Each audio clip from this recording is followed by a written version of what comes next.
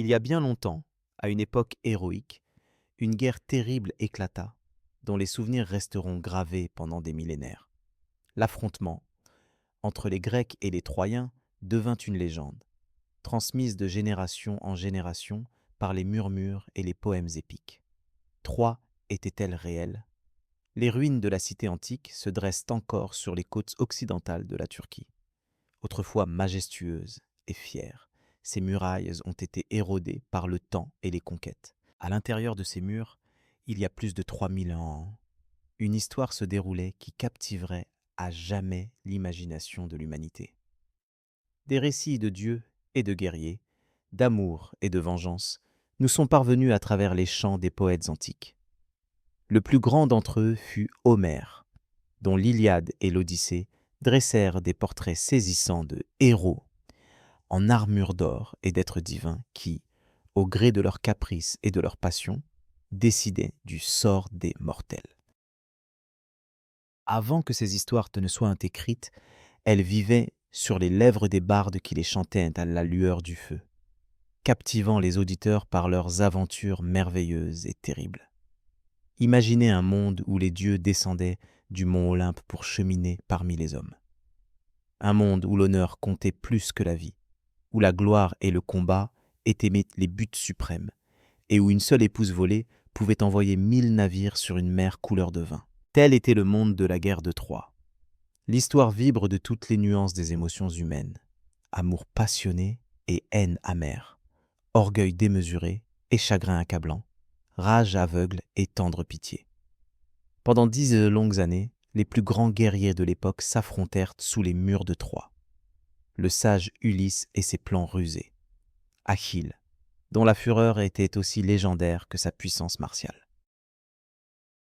Le noble Hector, défenseur de sa cité ancestrale, et Hélène, dont la beauté rivalisée, disait-on, avec celle des déesses, résonne dans les couloirs du temps, commémorée alors que d'innombrables rois et royaumes ont été oubliés.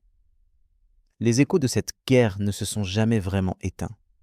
Les histoires qui en ont émergé ont été racontées et réimaginées d'innombrables fois, inspirant des tragédies grecques antiques aux films modernes. Elles posent des questions intemporelles sur le destin et le libre arbitre, le terrible prix de l'honneur et ce que signifie véritablement être un héros. À bien des égards, l'histoire de Troie marque les débuts de la littérature occidentale. Notre récit ne commence pas par le fracas des armes de bronze, ni par les cris des mourants. Au lieu de cela, tout commence par une célébration, un festin de noces divines qui sema les graines du conflit et de la tragédie. Rejoignez-moi maintenant pour un voyage vers ce jour fatidique où le roi mortel Pélée épousa la nymphe marine Thétis et où les premiers fils du destin de Troie commencèrent à se dénouer. Le palais du roi Pélée resplendissait d'une lumière dorée le jour de ses noces. Le roi mortel avait conquis le cœur de Thétis, une nymphe marine aux pieds d'argent d'une beauté extraordinaire. Jamais depuis les premiers temps de la création, une telle union n'avait eu lieu entre un mortel et un immortel. Les dieux eux-mêmes descendirent de leur palais montagnard pour assister au festin, apportant présents et bénédictions à ce couple improbable. Zeus, maître du tonnerre et roi des dieux, était assis au bout de la table. À ses côtés siégeait son épouse, Héra, reine du ciel, resplendissante dans ses plus beaux atours. Poséidon, seigneur des mers, rapporta des trésors des profondeurs de l'océan. Apollon jouait de sa lyre d'or, emplissant la salle d'une musique plus douce que jamais. Dionysos faisait couler le vin, et Athéna observait de ses yeux gris perçants. Tous les Olympiens étaient arrivés sauf un. Éris, déesse de la discorde et des conflits, n'avait pas été invitée. Peut-être Pélée craignait-il que sa présence ne vienne gâcher la joie. Ou peut-être s'agissait-il d'un simple oubli. Quelle qu'en soit la raison, Éris apprit son exclusion et son cœur brûla d'amertume. Si elle ne pouvait pas participer à la célébration, elle ferait en sorte que les fêtards se souviennent d'elle. Alors que le festin atteignait son apogée, dieux et mortels se perdant dans le vin et la gaieté, une pomme d'or roula sur la table du banquet. Le fruit brillait d'un éclat inimaginable, attirant le regard de tous. Sur sa peau brillante étaient inscrits 3 mots. À la plus belle. La célébration s'interrompit lorsque 3 déesses se levèrent de leur siège, chacune certaine que la pomme lui était destinée. Héra, la fière reine des dieux, Athéna, la déesse de la sagesse et de la guerre stratégique, et Aphrodite, dont la beauté était sans égale dans toute la création. Chacune se considérait comme la propriétaire légitime du prix d'or, et aucune ne voulait renoncer à ses prétentions. Une dispute fit rapidement rage. Les 3 déesses implorèrent Zeus de les départager, mais le roi des dieux était trop sage pour faire un choix aussi périlleux. Même Zeus, malgré toute sa puissance, n'osa pas nommer une déesse plus belle que les autres, surtout lorsque sa propre épouse était parmi les prétendantes.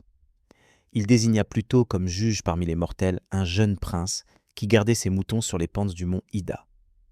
Loin du faste et des intrigues de la société divine, ce prince berger était Paris, le fils du roi Priam de Troie. Bien qu'ayant grandi parmi des bergers, Paris naquit dans une famille royale. Des années auparavant, sa mère avait rêvé qu'elle donnerait naissance à une torche enflammée qui engloutirait la ville de Troie. Le roi, inquiet, ordonna que l'enfant soit abandonné sur le flanc de la montagne, mais le destin en décida autrement. Un berger bienveillant le retrouva et l'éleva comme son propre fils. Ce prince oublié, beau et innocent du monde au-delà de ses pâturages, allait prendre une décision qui ébranlerait les fondements des nations. Hermès, le messager des dieux aux pieds agiles, conduisit les 3 déesses rivales jusqu'au flanc de la montagne où Paris gardait ses moutons. Le jeune homme fut frappé par leur beauté rayonnante, mais les dieux lui permirent de voir leur véritable forme sans être engloutis par leur gloire. Chaque déesse, avide de remporter la pomme d'or, offrit à Paris un cadeau inimaginable s'il la choisissait. Héra parla la première, d'une voix royale et impérieuse. « Choisis-moi, la plus belle, dit-elle, et je te ferai roi des rois. Tu gouverneras non seulement une cité, mais un empire embrassant le monde connu tout entier. Le pouvoir sera à toi, et le respect de tous les hommes. » Athéna prit la parole ensuite, ses yeux gris brillants d'intelligence. « Choisis-moi, proposa-t-elle, et je ferai de toi le plus sage de tous les guerriers. La victoire te suivra au combat, et ton nom restera gravé dans les mémoires pour tes brillantes stratégies et ton habileté incomparable au combat. » Aphrodite arriva la dernière, et lorsqu'elle parla, sa voix était douce comme du miel. « À quoi bon le pouvoir ou la gloire ?» demanda-t-elle doucement. « Si ton lit reste froid la nuit, choisis-moi, Paris, et je te donnerai l'amour de la plus belle femme du monde. Hélène de Spare sera à toi, et nul de ceux qui la verront ne t'enviera. » Paris, jeune et empli d'une passion juvénile, n'hésita guère. Que sont les royaumes ou les champs de bataille comparés à la promesse de l'amour? Il tendit la pomme d'or à Aphrodite, la qualifiant de plus belle des 3. À cet instant, sur une montagne paisible, loin du royaume des hommes, la première pierre de l'avalanche de guerre fut soulevée. Héra et Athéna se retirèrent, furieuses. Leur orgueil blessé s'était transformé en haine pour Paris et, par extension, pour sa ville natale, Troie. Aphrodite, ravie de sa victoire, rappela à Paris sa promesse. Hélène, la plus belle femme du monde, serait sienne, malgré son mariage avec le roi Ménélas de Spare. Peu après cette décision, la véritable identité de Paris fut révélée. Il retourna à Troie et rencontra son père, le roi Priam, qui regrettait depuis longtemps d'avoir abandonné son fils. La cour troyenne était remplie d'admiration pour le beau jeune prince qui avait surgi parmi eux. Lorsque Paris annonça son intention de visiter les royaumes grecs, soi-disant pour une mission diplomatique, son père fut heureux de lui fournir des navires et une escorte adéquate. Mais Paris n'avait qu'un seul objectif, Sparte, où la légendaire Hélène vivait en tant que reine. À mesure que ces événements se déroulaient, les royaumes grecs étaient devenus prospères et puissants. L'âge des héros battait en plein, et de nombreuses cités-États étaient dirigées par des hommes d'une stature légendaire. Mycène, cité riche en or, était gouvernée par Agamemnon, un roi dont les ambitions n'avaient d'égal que sa cruauté. Son frère Ménélas gouvernait Sparte, ayant obtenu la main d'Hélène, la fille de Zeus en personne, si l'on en croit les rumeurs. La beauté d'Hélène attirait des prétendants de toute la Grèce. Avant son mariage avec Ménélas, son père Tinders craignait que le choix d'un époux pour elle ne suscite la colère de tous les prétendants éconduits. Le rusé Ulysse, roi d'Ithaque, proposa une solution. Tous les prétendants devraient prêter serment de soutenir l'époux choisi par Hélène et de protéger son mariage de ceux qui voudraient le violer. Les rois et princes de Grèce prêtèrent ce serment, s'engageant à la protection d'Hélène, un serment qui serait bientôt mis à exécution. À Sparte, le roi Ménélas reçut le prince troyen avec la plus grande hospitalité. Ignorant les desseins de Paris sur sa femme, la délégation troyenne bénéficia de l'hospitalité spartiate pendant plusieurs jours.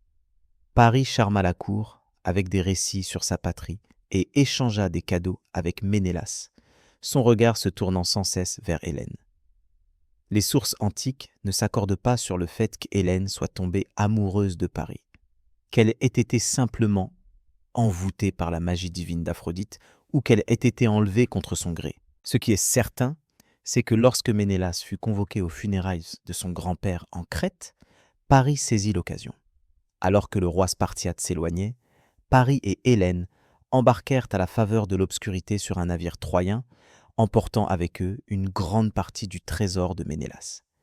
Lorsque Ménélas rentra chez lui et constata la disparition de sa femme et de son trésor, les navires troyens traversaient déjà la mer couleur de vin vers les lointaines côtes d'Asie mineure. La fureur du roi ébranla les fondations de son palais. L'enlèvement, ou la fuite, n'était pas seulement une trahison personnelle, mais une insulte à l'honneur grec. Hélène était tombée amoureuse d'un prince étranger. Ses vœux de mariage avaient été rompus, les liens sacrés de l'hospitalité violés. Ménélas ne perdit pas de temps. Il envoya des messagers à son frère Agamemnon, le roi le plus puissant de Grèce, et rappela leur serment à tous les anciens prétendants. Le temps s'était venu d'accomplir sa promesse, de protéger le mariage d'Hélène et de punir ceux qui l'avaient bafoué. Les rois grecs partiraient en guerre et Troie serait leur objectif. Le destin était enclenché, s'orientant inexorablement vers le conflit.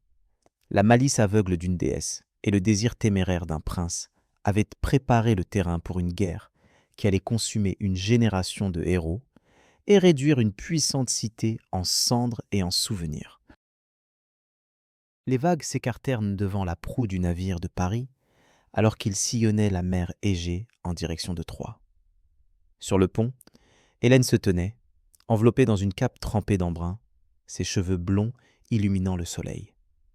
Derrière elle, les rivages de la Grèce se fondaient dans la brume, une patrie qu'elle ne reverrait peut-être jamais.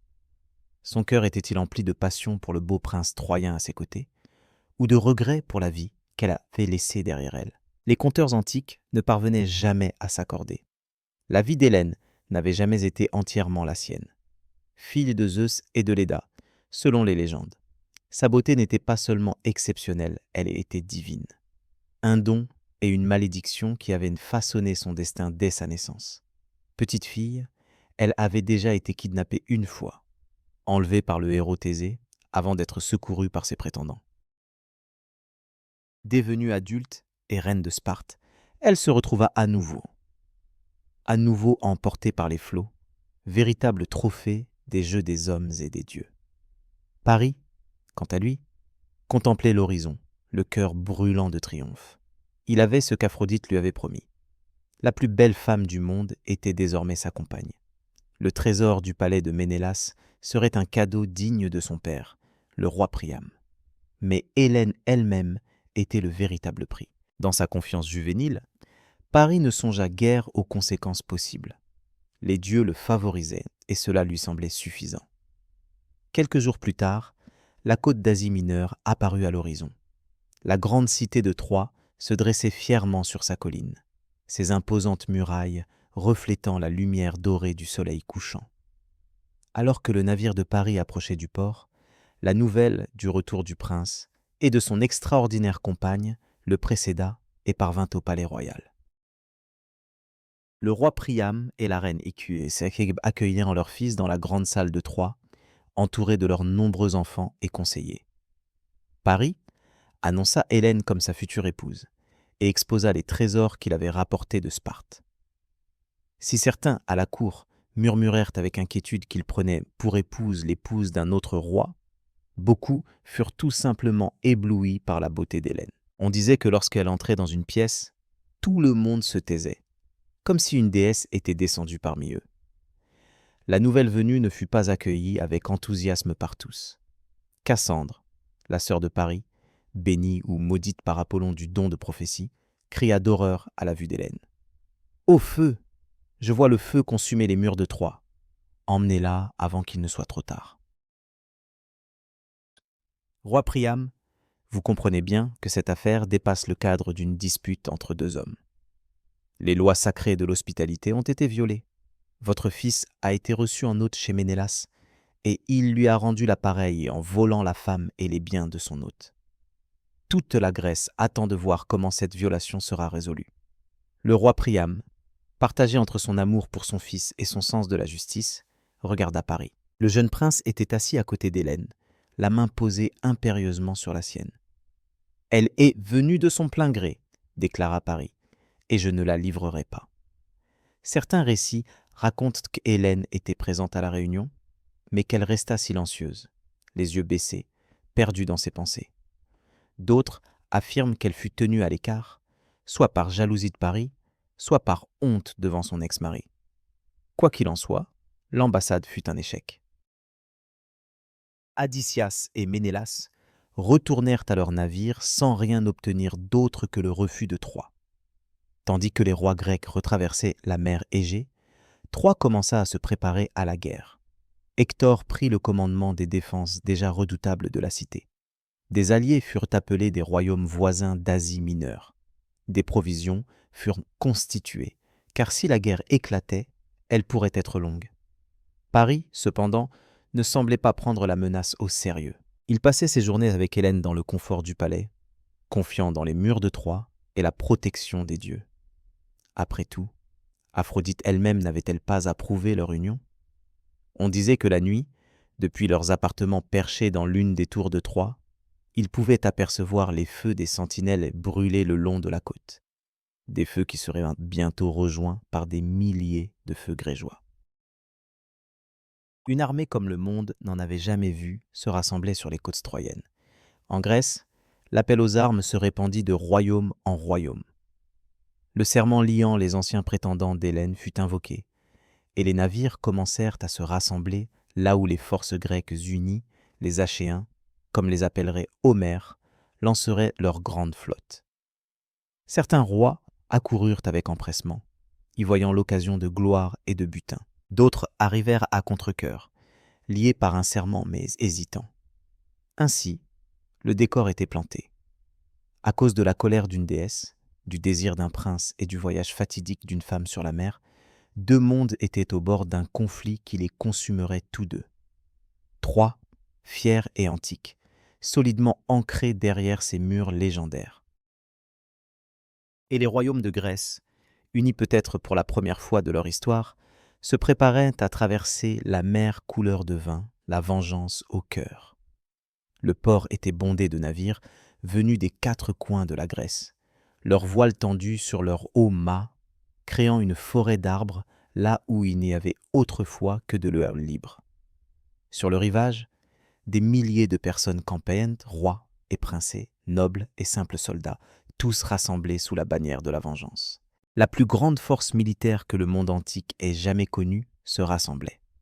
À sa tête se tenait Agamemnon, roi de la riche Mycène, frère de Ménélas, insulté.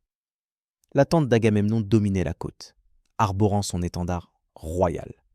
À l'intérieur, le haut roi réunissait les autres chefs de l'expédition, dressant leurs plans sur des cartes disposées sur des tables de bois poli. Son visage était sombre mais satisfait. Depuis des années, il rêvait d'étendre son pouvoir sur toute la mer Égée, de soumettre les riches cités commerçantes d'Asie mineure à l'influence grecque. Paris lui fournissait maintenant l'excuse parfaite. Cette guerre allait se dérouler pour Hélène, mais les ambitions d'Agamemnon allaient bien au-delà du retour de l'épouse de son frère. Tous les rois grecs n'étaient pas venus de leur plein gré. Certains tentèrent d'échapper à la conscription, réticents à quitter leur royaume pour des années de combats sur des rivages lointains. Ulysse, le rusé souverain de la rocheuse Ithaque, feignit la folie à l'arrivée des messagers d'Agamemnon. Il attela un bœuf et un cheval pour labourer ses champs, les semant de sel au lieu de graines. Mais Palamède, l'un des alliés les plus rusés d'Agamemnon, plaça le jeune Télémaque d'Ulysse sur le chemin de la charrue. Ulysse fit un écart pour éviter son enfant, prouvant ainsi sa santé mentale et dévoilant la supercherie. Lié par son serment, il n'eut d'autre choix que de rejoindre l'expédition. Bien que son cœur fût resté à Ithaque avec sa femme Pénélope et leur fils, le plus grand défi fut de retrouver Achille, le jeune guerrier que la prophétie avait désigné comme essentiel à la victoire grecque, fils du roi Pélée et de la nymphe marine Thétis. Oui, le même couple dont le mariage avait déclenché tout cela.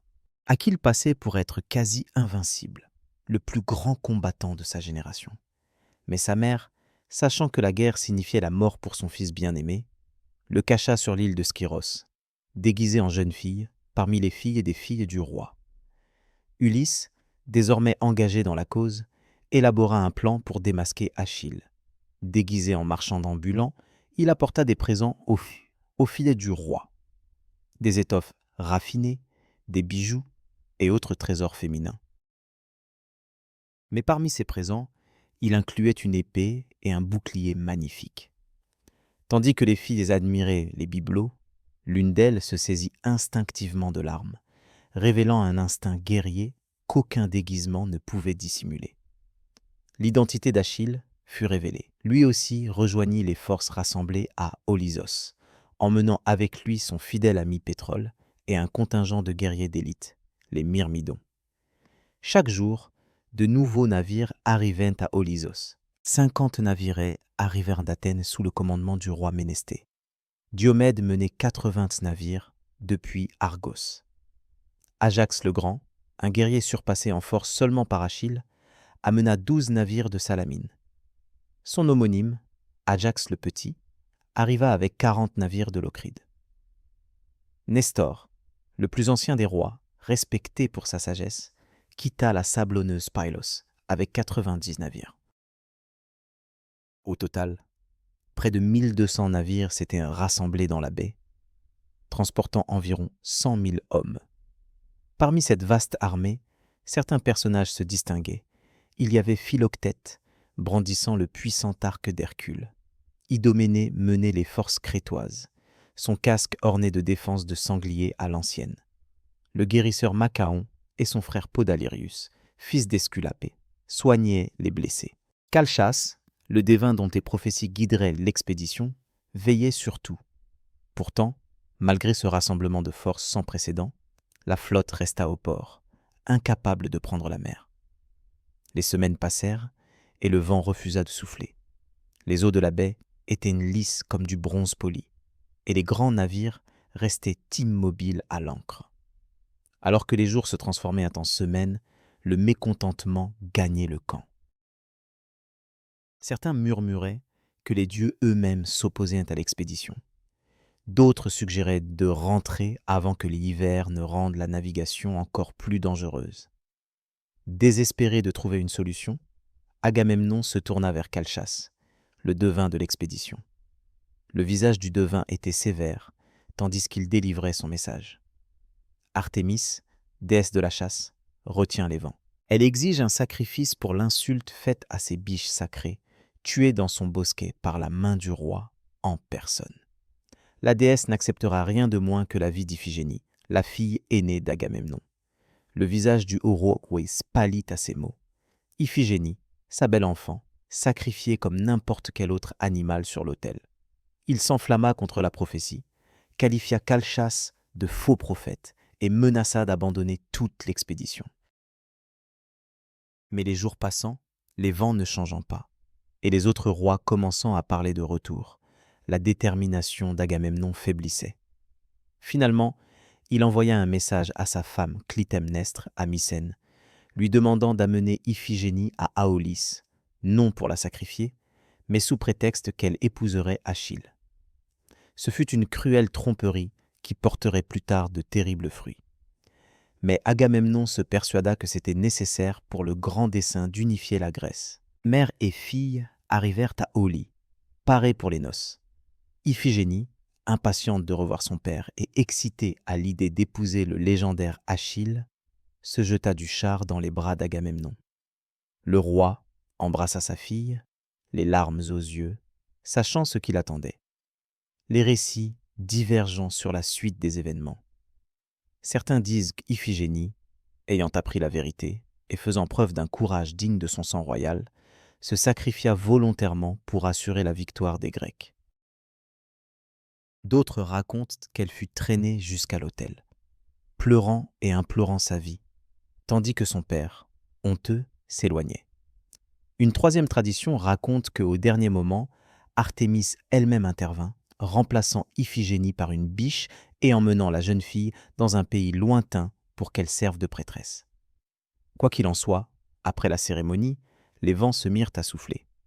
Les voiles de 200 navires furent enfin gonflés, tendus contre leur cordage. Le devin Calchas déclara la déesse apaisée et Agamemnon donna l'ordre de appareiller. Au lever du soleil, le lendemain matin, la plus grande flotte que le monde ait jamais vue quitta la baie d'Éolie. Navire après navire passa entre les promontoires, leurs proues peintes fendant les vagues, leurs ponts bondés d'hommes armés scrutant l'horizon. Ils laissèrent derrière eux leur mère endeuillée, Clytemnestre, dont le cœur brûlait désormais de haine pour son époux.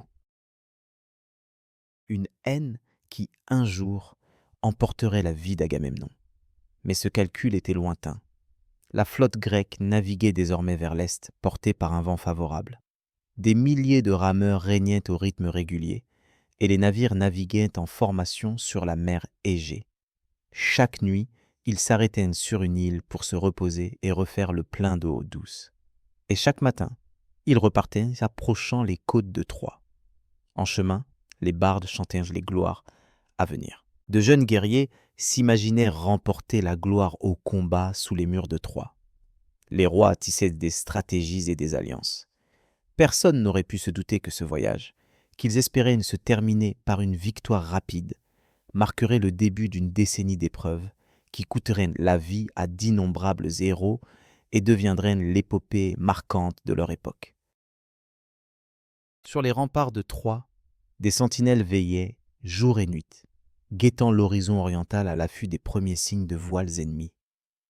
À l'intérieur de la cité, Hector entraînait les forces troyennes et leurs alliés, se préparant à la tempête qui s'annonçait imminente. Paris passa du temps avec Hélène dans le luxe du palais, commençant peut-être à comprendre tout le poids de ce qu'il avait entrepris. Et Hélène elle-même, les pensées qui lui traversaient l'esprit en attendant l'arrivée de ses anciens compatriotes et de son mari abandonné.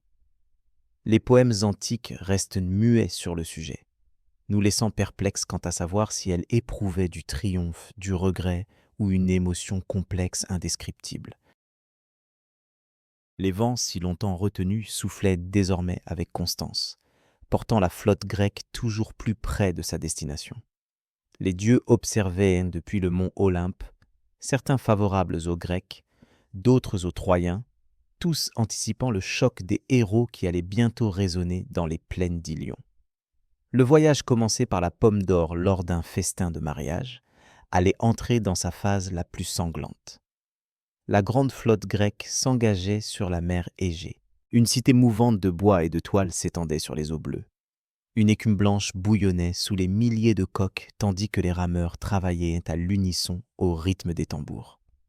Sur le navire de tête, Agamemnon se tenait à la proue, son manteau cramoisi flottant au vent, le regard fixé sur l'horizon oriental, où Troie l'attendait. Le voyage ne fut pas direct. Les Grecs, dont beaucoup n'avaient jamais navigué au-delà de leur patrie, suivaient une route sinueuse d'île en île.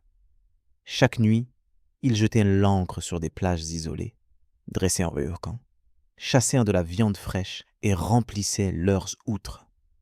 Les rois se réunissaient autour du feu pour discuter de stratégie, tandis que les simples soldats racontaient des histoires de leur pays ou spéculaient sur la gloire et la richesse qui les attendaient en Asie. toutes les îles ne les accueillirent pas comme des libérateurs ou des alliés. Certaines, craignant des représailles troyennes en cas d'échec de l'expédition, refusèrent de fournir du ravitaillement. D'autres, liés à Troie par des liens commerciaux ou familiaux, résistèrent activement. Le premier sang de la guerre ne coula pas devant les murs de Troie, mais sur ces îles dispersées, lorsque les Grecs s'emparèrent par la force de ce qui n'avait pas été donné volontairement.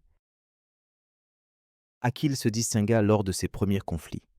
Sur l'île de Ténidos, lorsque des forces locales tendirent une embuscade aux Grecs débarquant à la recherche d'eau, le jeune guerrier mena une contre-attaque qui dispersa les défenseurs et captura leur principale colonie. C'est là qu'il gagna la jeune Briséis comme prise, une acquisition fatale qui le pousserait plus tard à se retirer de la guerre. La flotte fut retenue sur l'île sacrée de Lemnos, où Philoctète, porteur du puissant arc d'Héraclès, subit un terrible malheur. Un serpent venimeux, gardien du sanctuaire, le mordit à la jambe. La blessure suppurait, dégageant une odeur si nauséabonde que les autres Grecs ne supportaient plus sa présence. Suivant le conseil d'Ulysse, Agamemnon fit abandonner Philoctète à Lemnos, laissant l'archer souffrant se débrouiller seul sur l'île déserte. Cette décision cruelle, bien que opportune, allait plus tard pousser les Grecs à rechercher humblement l'homme qu'ils avaient rejeté. Alors que la flotte approchait des eaux troyennes, Ménélas devint de plus en plus inquiet. 10 ans s'étaient écoulés depuis sa dernière rencontre avec Hélène. 10 années durant lesquelles son amour avait pris une tournure plus sombre. La soif de vengeance le consumait. « Est-elle toujours aussi belle ?» demanda-t-il à son frère un soir, alors qu'il buvait du vin sous les étoiles. « Nous devons négocier. Rendons ce qui a été volé. » Ménélas s'avança, la main tendue instinctivement vers son épée, mais Ulysse la retint. Ce n'est ni le moment ni le lieu de la violence. Il s'avança, parcourant la salle du regard, cherchant Hélène, mais ne découvrant que des Troyens curieux. « Je ne parle pas en tant que roi, mais en tant qu'époux. Rends-moi ma femme. » Quoi qu'il se soit passé entre elle et Paris, je suis prêt à lui pardonner si elle revient de son plein gré. Troie ne devrait pas souffrir pour les actions d'un seul homme. Priam, majestueux malgré ses vieux jours, se leva de son trône. « Tu parles de justice et de paix, et pourtant tu amènes une armée sur nos côtes. Tes navires noircissent nos côtes d'un bout à l'autre. » Sont-ce là les actions d'hommes en quête d'une solution pacifique? Avant qu'Ulysse puisse répondre, Paris entra dans la salle, tenant Hélène par le bras. Son visage était caché par un voile, mais tous les regards se tournèrent néanmoins vers elle. Paris parla avec l'assurance de la jeunesse, apparemment indifférent à la gravité de la situation. « Hélène est désormais mon épouse de son plein gré et avec la bénédiction d'Aphrodite elle-même. Quel genre d'époux serais-je si je la donnais à un autre homme? Quel genre de Troyen serais-je, qui renoncerait à ce que j'aime à cause des menaces des Grecs? » Ménélas s'avança, la main tendant instinctivement vers son épée. Mais Ulysse la retint. Ce n'était ni le moment ni le lieu de recourir à la violence. L'ambassade grecque partit sans avoir atteint son objectif, mais pas avant qu'Anténor, l'un des plus anciens conseillers de Priam, ne prenne Ulysse à part. Tous les Troyens ne soutiennent pas cette folie. Certains d'entre nous réclamaient le retour de la femme avant même que vos navires n'apparaissent à l'horizon. Mais Paris a l'oreille d'un roi, et l'amour de Priam pour son fils le rend aveugle au danger. La diplomatie ayant échoué, les deux camps se préparèrent à la guerre. Les Grecs agrandirent leur tête de pont et construisirent un camp fortifié qui s'étendait le long du rivage. Leurs navires étant déployés sur la plage derrière des palissades, les Troyens rassemblèrent leurs forces à l'intérieur de la ville et envoyèrent des messagers à leurs alliés dans toute l'Asie mineure, appelant à l'aide contre les envahisseurs grecs. Depuis les remparts de Troie, Hélène observait le camp grec se former sur le rivage lointain. Cherchait-elle parmi les silhouettes changeantes un aperçu de son ancien mari? Regrettait-elle les choix ou l'absence de choix qui avaient mené deux nations au bord de la guerre?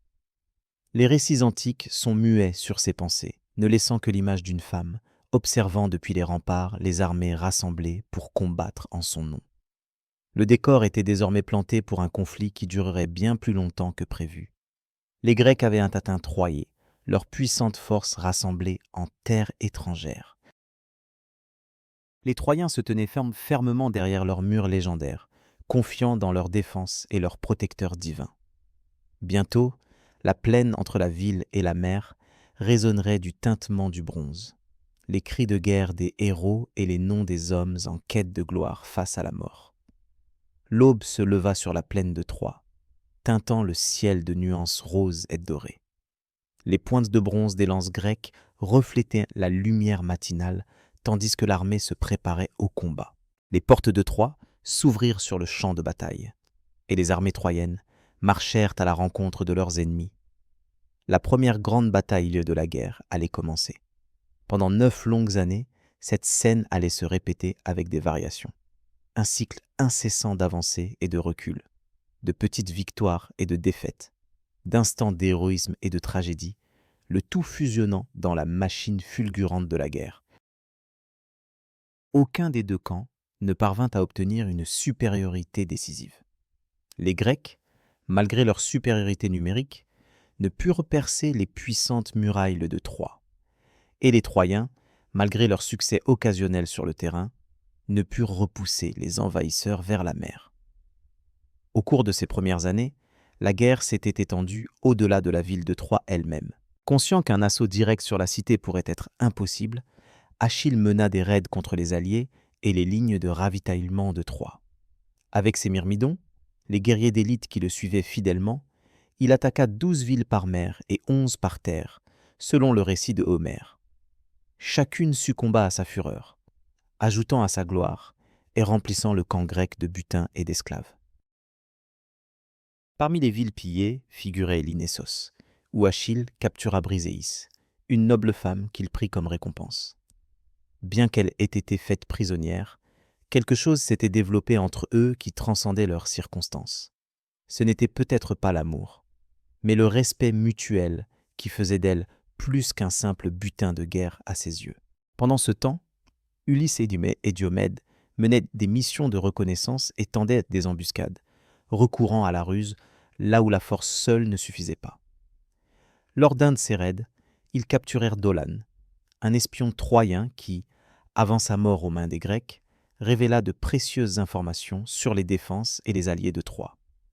Les Troyens ne restèrent pas passifs dans ces affrontements.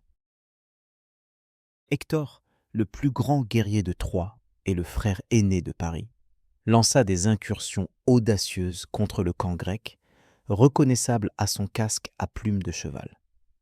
Il était le pilier des forces troyennes et une source de crainte pour les guerriers grecs. Contrairement à Paris, dont les intérêts résidaient davantage dans les plaisirs de la cour que dans les épreuves du combat, Hector incarnait l'idéal de la noblesse troyenne. Un époux dévoué à Andromaque, un père aimant pour son fils Astyanax et un défenseur infatigable de sa cité. Les dieux eux-mêmes divisaient les camps dans ce conflit mortel. Apollon, l'archer, favorisait Troie, tout comme Aphrodite, qui avait déclenché la guerre par sa promesse à Paris, et Arès, qui savourait le bain de sang. Les Grecs trouvèrent du soutien auprès d'Héra et d'Athéna, qui gardèrent rancune à la décision de Paris, et de Poséidon, qui nourrissait une rancune ancienne contre Troie pour la négligence du précédent roi. Zeus, père des dieux et des hommes, s'efforça de rester neutre, même si ses sympathies semblaient souvent pencher du côté des Troyens. L'intervention divine prit de multiples formes. Parfois, le dieu détournait une flèche destinée à un héros favori ou renforçait le bras d'un guerrier à un moment crucial. D'autres fois, les immortels jouaient un rôle plus actif, apparaissant sur le champ de bataille déguisé pour renverser le cours de la bataille. Lorsqu'Aphrodite vit Paris perdre un joyau lors d'un combat contre Ménélas, elle enveloppa sa protégée de brume et la transporta en lieu sûr. Un sauvetage peu enviable qui ne contribua guère à améliorer la réputation du prince auprès de son peuple. La vie dans le camp grec reprit finalement son cours normal. Les rois se réunissaient encore sous la tente d'Agamemnon pour discuter de stratégie. Bien que ces conseils se transforment de plus en plus en disputes à mesure que la frustration grandissait, les simples soldats construisirent des quartiers plus permanents, acceptant que cette campagne ne soit pas éphémère. Ils pêchaient, chassaient dans les collines environnantes et organisaient des concours pour entretenir leur combativité pendant les périodes d'accalmie. À Troie, les conditions se dégradèrent progressivement à mesure que le siège se prolongeait. Si les vastes réserves de céréales de la ville prévenaient la famine, la viande et les légumes frais devenaient de plus en plus rares. L'état d'alerte permanent épuisait civils et soldats. Les enfants, qui étaient encore nourrissons au début de la guerre, étaient désormais en âge de s'entraîner au maniement des épées de bois, se préparant à prendre leur place sur les remparts si le conflit se prolongeait. La position d'Hélène à Troie devint de plus en plus difficile au fil des ans. Certains Troyens la rendaient responsable de leurs souffrances, murmurant des malédictions dans son sillage. D'autres, dont le vieux roi Priam, la traitaient avec bienveillance, la considérant comme une victime du destin et une intervention divine, plutôt que comme la cause de leur malheur. Elle passait des heures sur les remparts à observer les batailles lointaines, se voyant parfois demander d'identifier des héros grecs à des observateurs troyens qui ne les avaient jamais vus en temps de paix. La 8e année de la guerre, un tournant potentiel se produisit avec l'arrivée de Rhésus, roi de Thrace, qui vint au secours de Troie, avec des troupes fraîches et de magnifiques chevaux blancs. Une prophétie disait que si ces chevaux buvaient en l'eau du fleuve Xanthée et broutaient l'herbe troyenne, la ville ne tomberait jamais. Apprenant cela par des espions, Ulysse et Diomède lancèrent un raid nocturne sur le camp troyen. À la faveur de l'obscurité, ils massacrèrent Rhésus et nombre de ses hommes pendant leur sommeil, puis volèrent les chevaux prophétiques avant d'avoir pu remplir les conditions qui auraient rendu Troie imprenable. Ce cycle de raids et de contre-raids, de batailles entrecoupées de trêves précaires, aurait pu se poursuivre indéfiniment sans une querelle fatale qui éclata dans le camp grec, une dispute entre les rois qui changea le cours de la guerre et entraîna la mort de ses plus grands héros. Lors d'un raid victorieux contre une ville alliée à Troie, les Grecs capturèrent 2 nobles femmes, Chryséis, fille de Chrysès, prêtre d'Apollon, et Briséis, donnée à Achille après le sac de Lynessus. Agamemnon s'empara de Chryséis, mais peu après, une épidémie frappa le camp grec. Calchas, le séhir, en découvrit la cause. Apollon les punissait pour avoir réduit en esclavage la fille d'un prêtre par Agamemnon. À contre-cœur, Agamemnon accepta de rendre Chryséis à son père, mettant fin à la peste, mais l'orgueil du haut royaume exigeait une compensation. « Si je dois renoncer à mon butin, déclara-t-il devant les chefs grecs rassemblés, j'accepterai l'un des vôtres en échange. » Son regard se posa sur Achille, dont la gloire et l'indépendance l'irritaient depuis longtemps. « Je prendrai Briséis, ta captive, pour remplacer la femme que j'ai perdue. » La main d'Achille se porta à son épée. « Tu es un lâche, cracha-t-il, la voix tremblante de rage. Tu commandes de derrière, tandis que les meilleurs hommes versent leur sang pour ta cause. Et maintenant, tu voudrais voler ce que j'ai gagné de mes propres mains. » Seule l'intervention d'Athéna, visible seulement pour Achille, l'empêcha de terrasser le haut roi sur le champ. Au lieu de cela, le plus grand guerrier des Grecs prit une décision fatidique. « Prends-la, dit-il finalement d'une voix froide comme l'hiver. Mais sache ceci, mes hommes et moi ne combattrons plus dans ta guerre. Voyons comment tu te débrouilles face à Hector sans Achille à tes côtés. » Fidèle à sa parole, Achille se retira dans sa tente et ses navires, emmenant ses myrmidons avec lui. Pendant des jours, il resta assis à ruminer sur le rivage, observant le cours de la bataille tourner contre les Grecs sans pouvoir faire pencher la balance. Les Troyens, sentant la confusion des Grecs, pressèrent leur avantage. Hector mena des attaques toujours plus audacieuses, repoussant les envahisseurs vers leurs navires. Sans Achille, les Grecs combattirent pour la survie, non pour la victoire. La guerre était entrée dans une phase nouvelle, plus meurtrière, qui allait mener les deux camps au bord de la destruction. Alors que les flammes commençaient à lécher les premiers navires grecs, poussés vers la flotte par les forces troyennes en flammes, les conséquences de la querelle entre les rois devinrent évidentes. L'orgueil et l'honneur, monnaie jumelle de la société héroïque, avaient dressé les héros les uns contre les autres aussi sûrement qu'ils avaient déclenché la guerre elle-même. Maintenant que les Grecs étaient affaiblis sans leur plus grand champion, des mesures désespérées s'imposaient pour inverser le cours de leur malheur. Le décor était planté pour la tragédie centrale de la guerre de Troie, une chaîne d'événements qui débuterait par l'intervention bien intentionnée d'un ami et se conclurait par la mort des plus puissants guerriers des deux camps. La colère d'Achille, enflammée par l'insulte d'Agamemnon, allait bientôt consumer le champ de bataille dans un incendie plus destructeur que tout ce que les Troyens pouvaient infliger aux navires grecs. La fumée emplissait le ciel au-dessus du camp grec, tandis que d'autres navires prenaient feu. Les guerriers troyens s'élancèrent, enhardis par le commandement d'Hector et l'absence remarquée d'Achille sur le champ de bataille.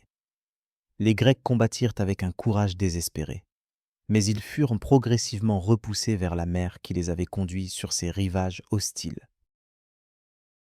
Dans son navire au flanc noir, à l'entrée du camp, Achille observait le combat se dérouler avec une indifférence de pierre. Son armure pendait intacte sur son support. Sa lance légendaire, que peu d'hommes pouvaient même soulever, reposait contre le mur. La colère d'un grand héros brûlait en lui. La fureur ne visait pas les Troyens, mais Agamemnon, qu'il avait publiquement déshonoré en prenant Briséis. « Les Grecs sont un massacre », dit Patrocle, ami proche d'Achille depuis leur enfance. « Nos amis meurent, et toi, tu ressasses l'insulte. » Le regard d'Achille resta fixé sur la bataille lointaine. Une insulte ? Appelle-t-on cela ainsi lorsqu'un homme prend ce qui t'appartient par droit de conquête ? Lorsqu'il t'humilie devant toute l'armée ? Non, mon ami, ce n'est pas une question de femme, c'est une question d'honneur, sans lequel un homme n'est rien. Lorsque la situation devint critique, Agamemnon finit par admettre son erreur. Il envoya une ambassade à la tente d'Achille.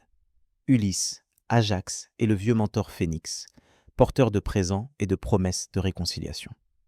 Agamemnon proposa de restituer Briséis intact, ainsi que 7 trépieds, 10 talents d'or, 20 chaudrons de bronze, 12 chevaux, 7 femmes expertes en artisanat et 20 captifs troyens choisis par Achille en cas de chute de Troie. Il offrit même une de ses filles comme épouse et 7 cités prospères en dot. Ulysse exposa ses propositions avec toute son éloquence, faisant appel à la compassion d'Achille pour ses camarades souffrants.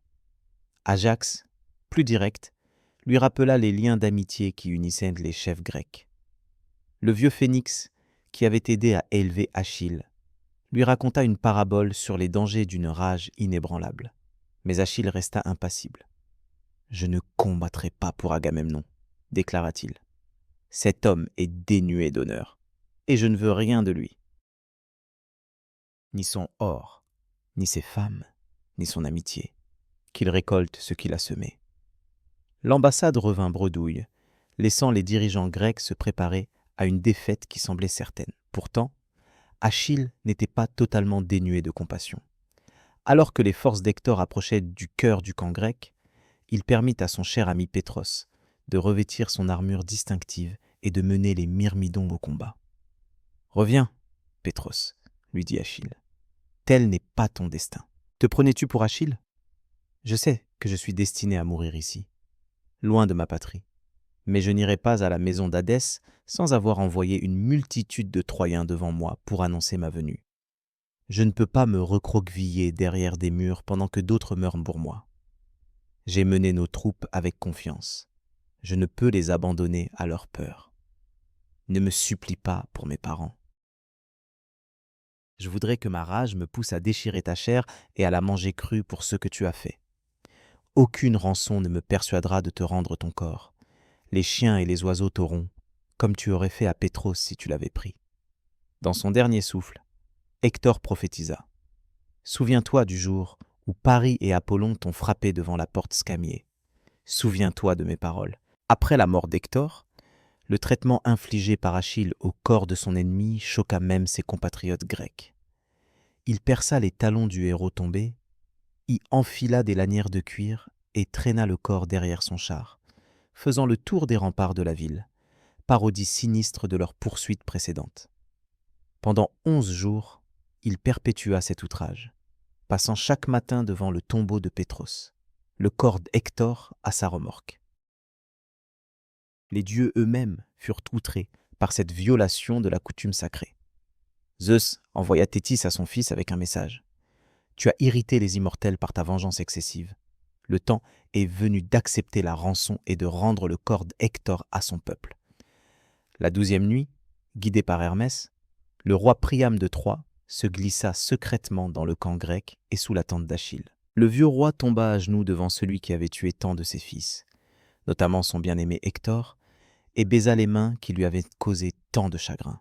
« Souviens-toi de ton père, Achille, » dit Priam d'une voix calme malgré sa douleur. « Il est aussi vieux que moi et attend un fils qui ne reviendra peut-être jamais.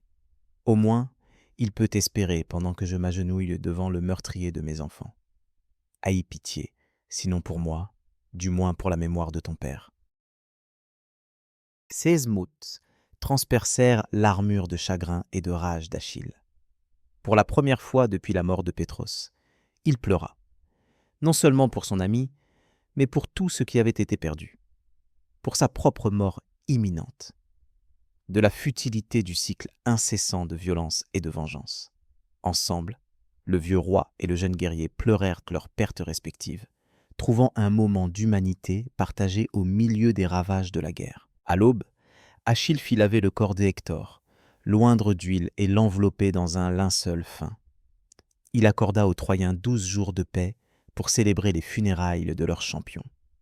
Un bref répit après une guerre qui avait déjà consumé près d'une décennie et emporté la vie d'innombrables héros. Tandis que les funérailles de Hector se déroulaient dans l'enceinte de Troie, Achille se tenait sur le rivage, contemplant la mer sombre.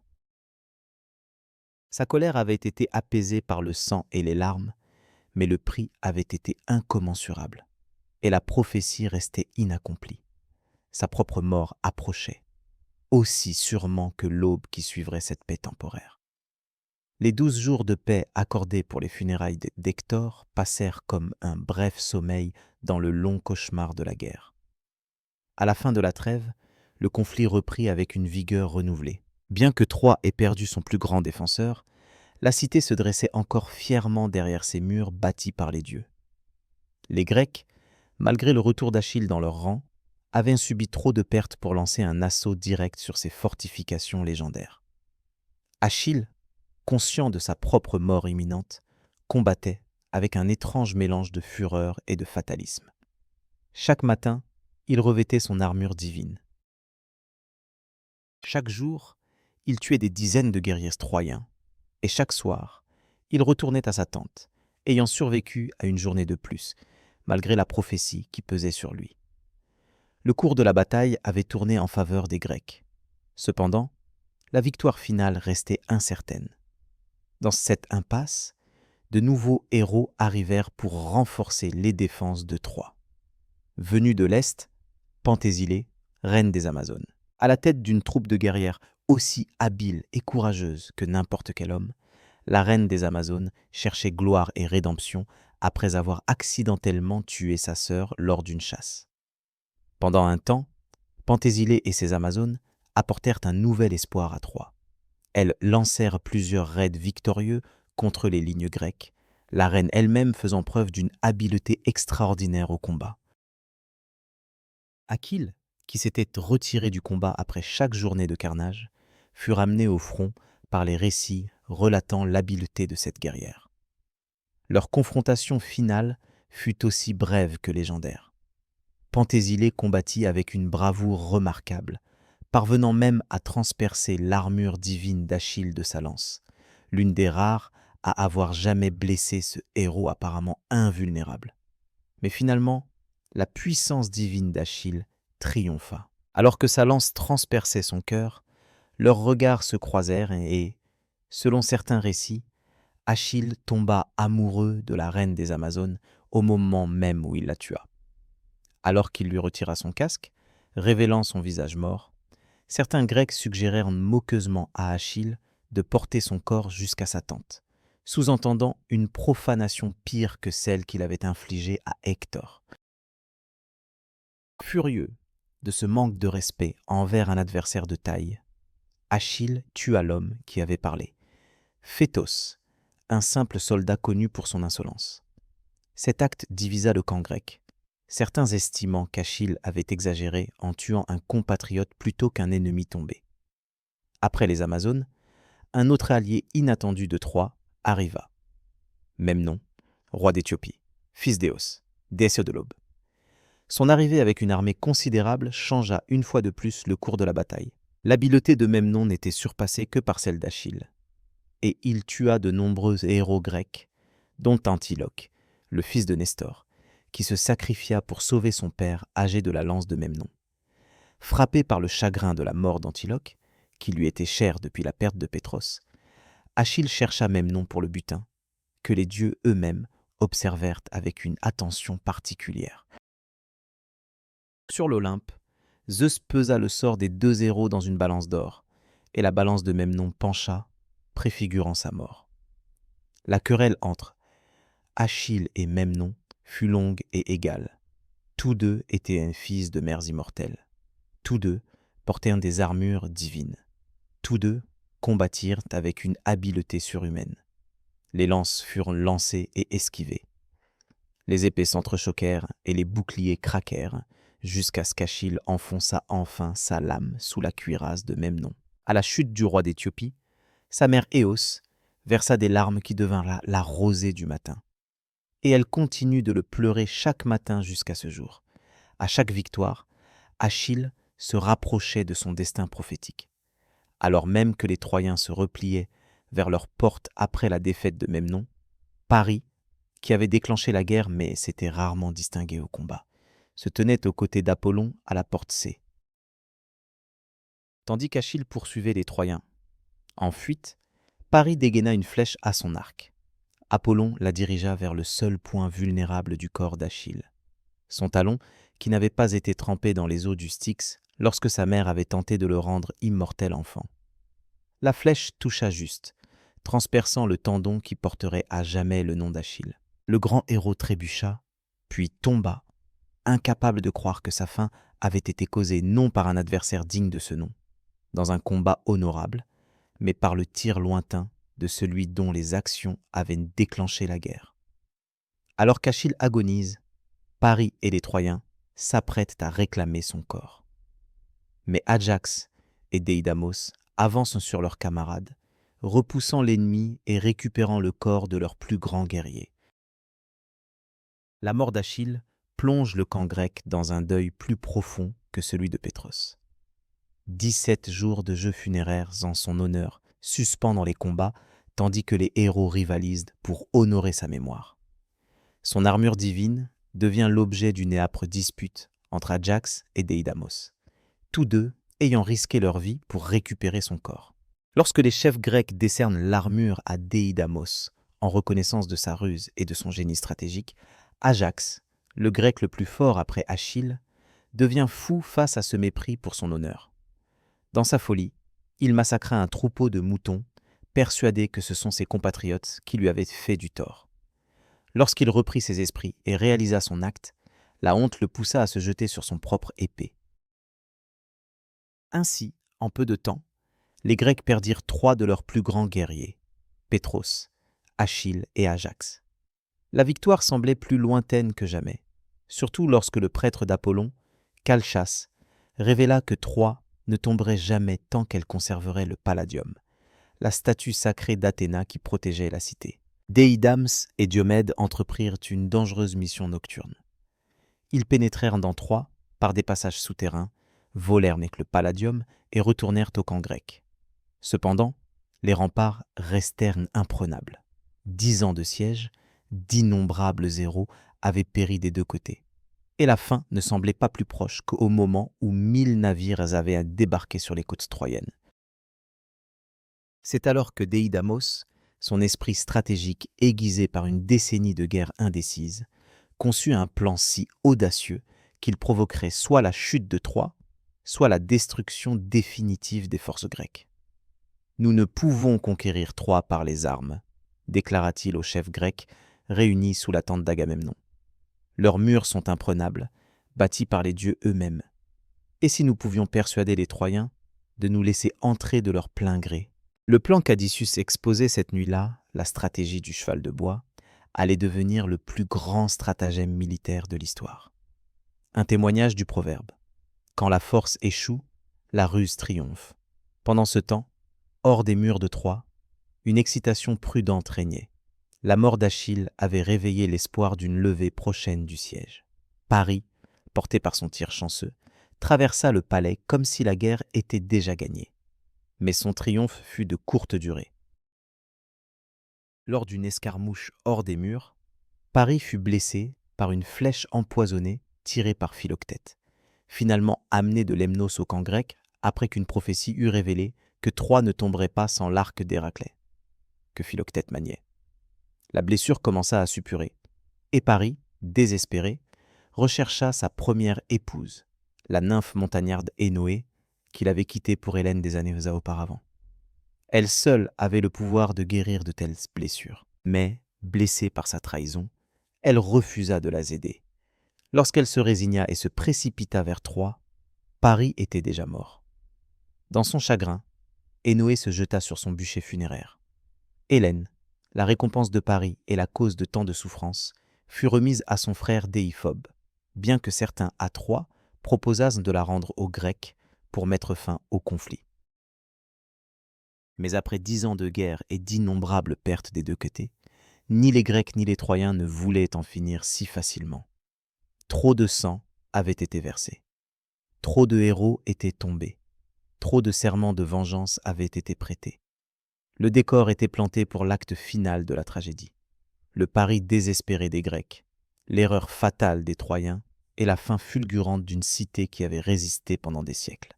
Le cheval de bois se dressait dans la plaine devant Troie, immense et imposant dans la lumière dorée du couchant.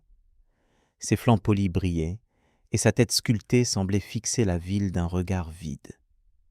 Les sentinelles troyennes, qu'il avait repérées en premier, s'approchèrent prudemment, intriguées par cet étrange objet abandonné sur une plage déserte. Les campements grecs qui parsemaient la côte depuis 10 ans avaient disparu. Les tentes étaient pliées, les feux éteints, les fosses sceptiques comblées. Plus choquant encore, la grande flotte qui avait amené les envahisseurs sur les côtes troyennes avait également disparu. Seules des taches noires subsistaient sur le sable où des milliers de navires avaient amarré pendant tant d'années. La nouvelle se répandit rapidement dans toute la Troie. Les habitants se ruèrent vers les remparts, osant à peine croire que leur long cauchemar pouvait prendre fin. Les Grecs avaient enfin abandonné leur siège futile. Après 10 années exténuantes, la guerre était peut-être enfin terminée. Mais quelle était cette immense structure de bois qu'ils avaient abandonnée ? Un groupe d'éclaireurs partit des portes de la ville. Pour la première fois depuis des années, les Troyens pouvaient traverser la plaine sans craindre les flèches ou les lances grecques. Ils trouvèrent la plage déserte, à l'exception d'un soldat grec attaché à un poteau. L'homme était battu et ensanglanté, apparemment abandonné lors de la retraite précipitée des Grecs. C'était, sinon, choisi par Adisios pour son esprit vif et son sens de la persuasion. Lorsque les Troyens le libérèrent, il tomba à genoux, manifestement reconnaissant. « Remerciez les dieux de m'avoir retrouvé », croissa-t-il. « Ils m'auraient sacrifié au vent favorable si je ne m'étais pas libéré de mes liens. » Les Troyens, méfiants mais curieux, l'interrogèrent au sujet du cheval de bois. Le récit de Sinon était un chef-d'œuvre de tromperie, conçu pour jouer sur l'orgueil et les craintes religieuses des Troyens. « Le cheval est une offrande à Athéna, expliqua-t-il, construit sur ordre du devin Calcas. Les Grecs l'ont fait si grand que vous ne pouviez pas le faire passer par vos portes, garantissant ainsi qu'il resterait hors des murs. Car il existe une prophétie. Si les Troyens s'emparent de cette offrande à Athéna, ils envahiront un jour la Grèce et détruiront nos villes, comme vous avez failli détruire Troie. Mais si vous endommagez le cheval, la colère d'Athéna s'abattra sur Troie. Les Troyens débattaient du sort de cet étrange cadeau tout en raccompagnant Sinon à la ville. Certains, comme Timothée, insistèrent pour ramener le cheval à l'intérieur comme trophée de leur victoire. D'autres, plus méfiants, proposèrent de le brûler, ou du moins de l'examiner de plus près. Laocoon, le prêtre d'Apollon, s'opposa avec la plus grande fermeté. Descendant de la citadelle, il s'écria « Êtes-vous fous ? Croyez-vous vraiment que les Grecs se soient rendus et soient partis ? C'est sûrement une ruse. Soit il y a des hommes armés à l'intérieur. Soit c'est une machine destinée à démolir nos murs, soit une autre ruse.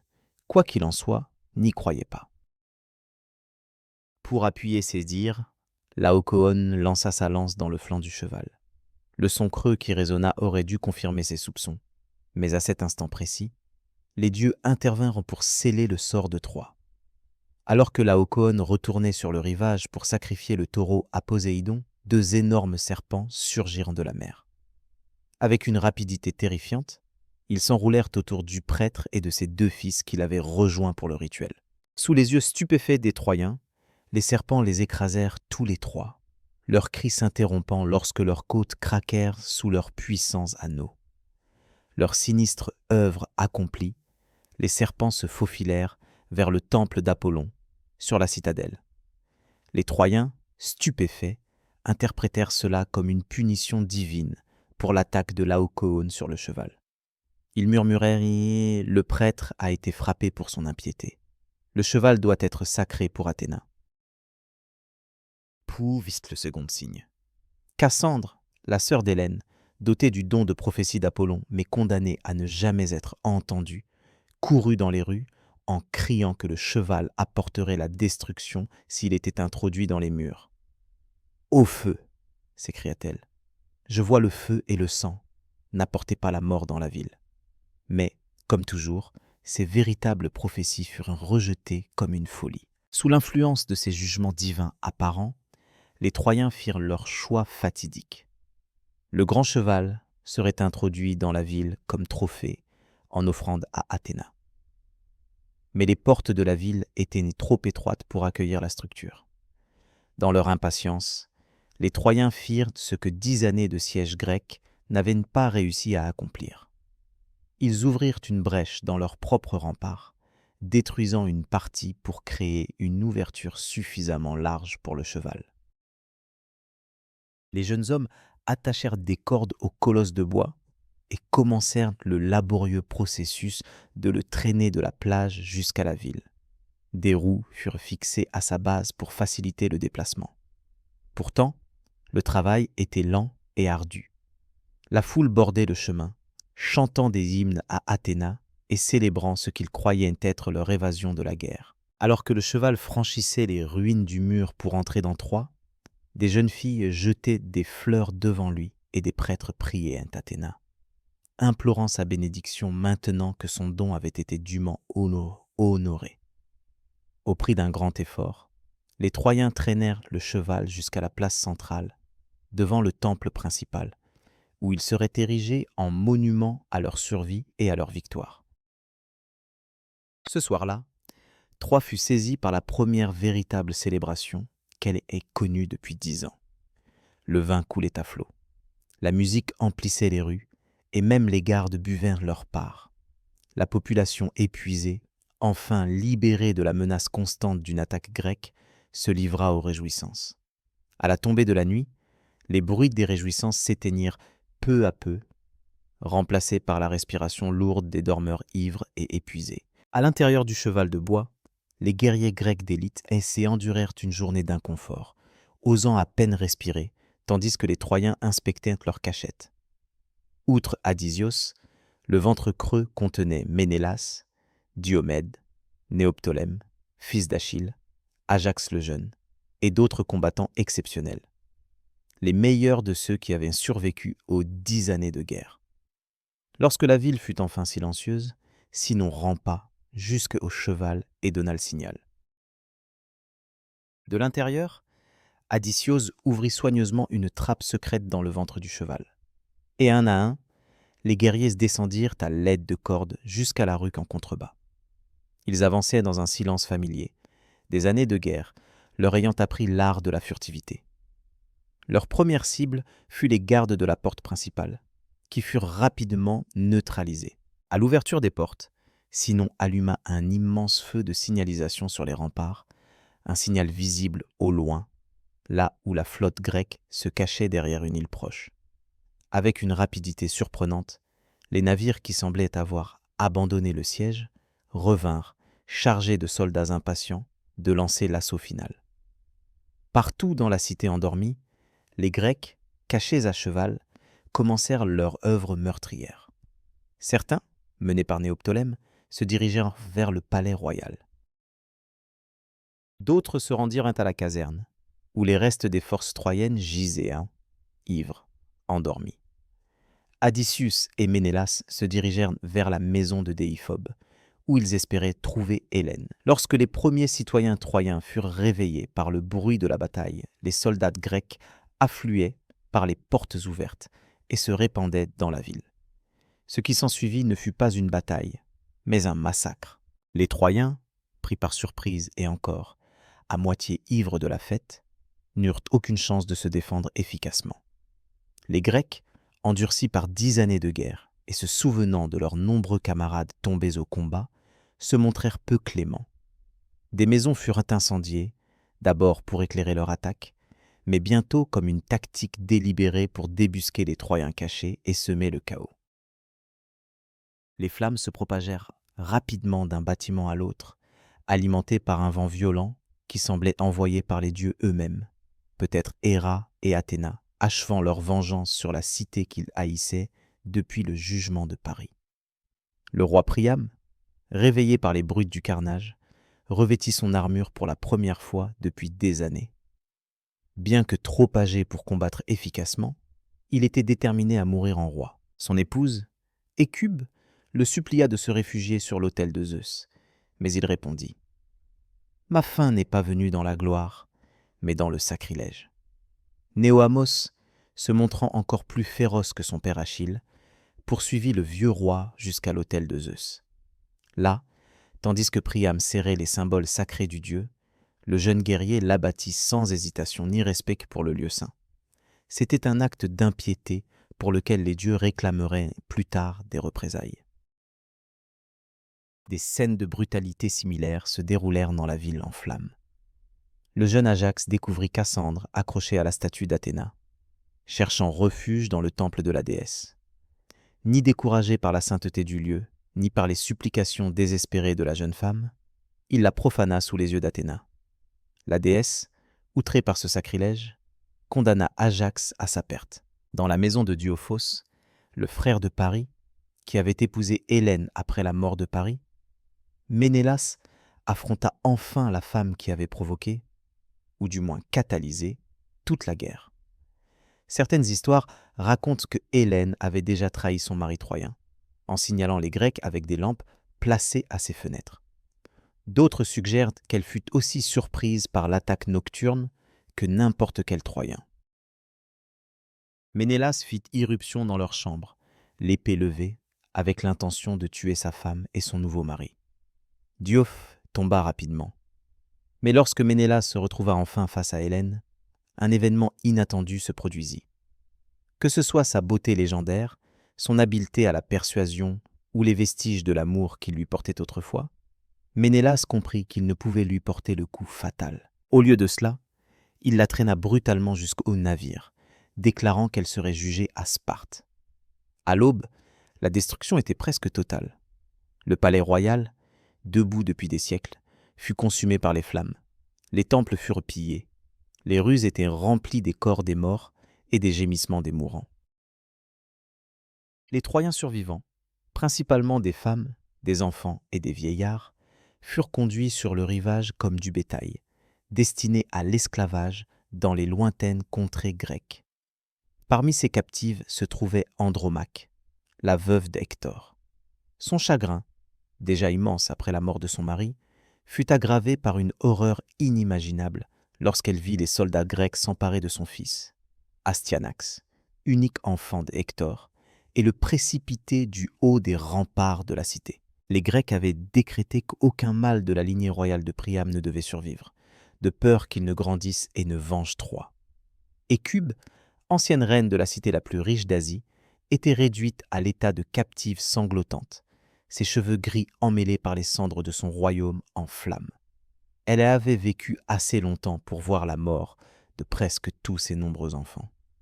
Paris, Hector et bien d'autres étaient tombés au combat, et ses forces avaient été emmenées en esclavage.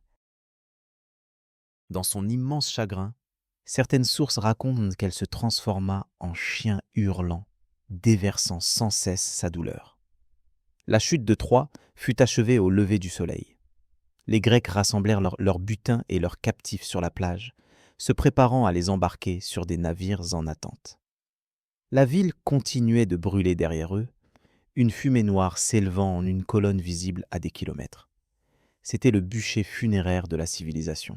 Avant de partir, les Grecs accomplissaient des rites funéraires pour leurs morts et offraient des sacrifices aux dieux. Certains en remerciement, d'autres en expiation pour les nombreux sacrilèges commis lors du sac de la ville. Agamemnon prit Cassandre comme récompense, un choix fatidique qui le conduirait à une fin violente. Le petit Ajax, ayant insulté Athéna par son traitement envers Cassandre, refusa de consentir au sacrifice nécessaire, se vantant d'avoir gagné contre la volonté des dieux. Un autre acte d'orgueil qui scella son destin. Après 10 longues années, la guerre de Troie était terminée. Les Grecs avaient atteint leur objectif déclaré. Hélène avait été reprise. Troie avait été punie, mais à quel prix? Des milliers de leurs compatriotes gisaient en terre étrangère. Ceux qui survécurent étaient transformés, aigris par la guerre et hantés par les atrocités qu'ils avaient commises. Et pour beaucoup, les véritables épreuves ne faisaient que commencer. Lorsque la flotte grecque quitta enfin les ruines fumantes de Troie, ils ignoraient ce qui les attendait. Le voyage de retour s'avéra aussi meurtrier que la guerre elle-même pour beaucoup. Les tempêtes envoyées par les dieux offensés dispersèrent la flotte. Certains navires coulèrent vain. D'autres furent emportés par le vent. Parmi les héros partis pour Troie 10 ans plus tôt, certains errèrent des années avant de revoir leur patrie. D'autres ne revinrent que trahis. Très peu connurent une fin de vie paisible. La destruction de Troie marqua la fin d'une époque, le déclin des héros, la clôture d'un chapitre d'une époque plus mythique où les dieux marchaient parmi les hommes et où de puissants guerriers accomplissaient des exploits dignes d'être chantés. Les bardes perpétuèrent ces récits à travers les siècles, veillant à ce que des noms comme Hector et Achille, Ulysse et Agamemnon ne soient jamais oubliés. Et qu'en était-il de Troie elle-même? La ville, fière de sa tenue depuis des siècles, fut réduite à l'état de ruines fumantes, ses richesses pillées, ses habitants réduits en esclavage ou massacrés. Mais même détruite, elle avait atteint une sorte d'immortalité. Bien que ses murs aient été rasés et ses tours tombées, Troie vivrait à jamais, selon les mots des poètes. Un récit édifiant d'orgueil et de folie, de caprices divins et de souffrances humaines, illustrant comment un seul acte, l'enlèvement d'Hélène par Paris, pouvait avoir des conséquences inimaginables. Au fil du temps, les ruines furent enfouies sous des couches de terre. De nouvelles colonies furent construites sur les sites des anciennes. La Troie physique disparut, laissant certains se demander si elle avait jamais existé. Était-ce une simple invention poétique, une métaphore, une légende?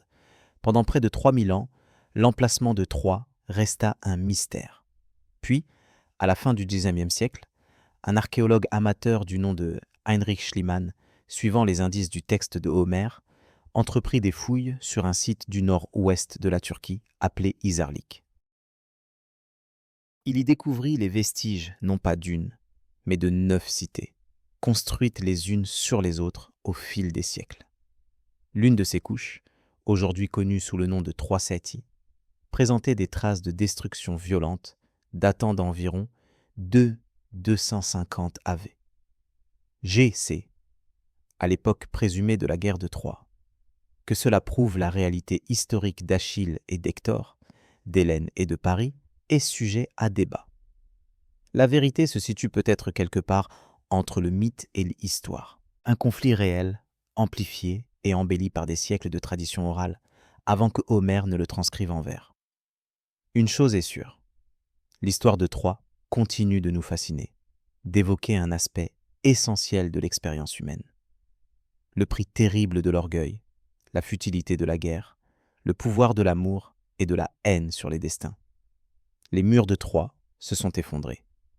Les héros ont depuis longtemps quitté les champs de l'Élysée. Et même les dieux de l'Olympe ont disparu des mémoires. Pourtant, les échos de cet ancien conflit résonnent encore, nous rappelant que, dans notre gloire comme dans nos échecs, dans notre capacité à la fois à la bravoure et à la sauvagerie, nous restons liés à ces lointains ancêtres qui ont combattu et péri sous les murs sacrés d'Ilion.